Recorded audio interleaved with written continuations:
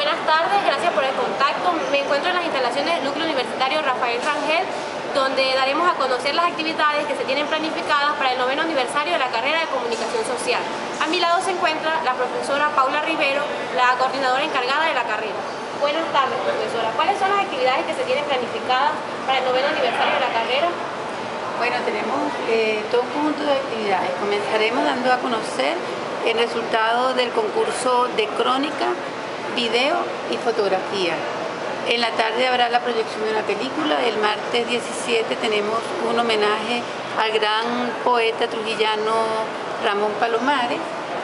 Habrá también un recital con los poemas más emblemáticos de este querido escritor. Habrá también una videoconferencia con una de las periodistas que participó en ese caso escandaloso de los papeles de Panamá. Tendremos intervenciones musicales y la tradicional torta. Bueno, gracias, profesora. ¿La actividad será solo para los estudiantes de comunicación social o para toda la comunidad estudiantil? Bueno, está abierta a todo el público.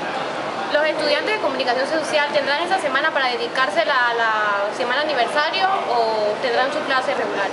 No, tendrán libre los días de las principales actividades. Bueno, gracias. Estas fueron palabras de la profesora Paula Rivero, quien invitó a toda la colectividad estudiantil a unirse a las actividades del 9º aniversario de la carrera.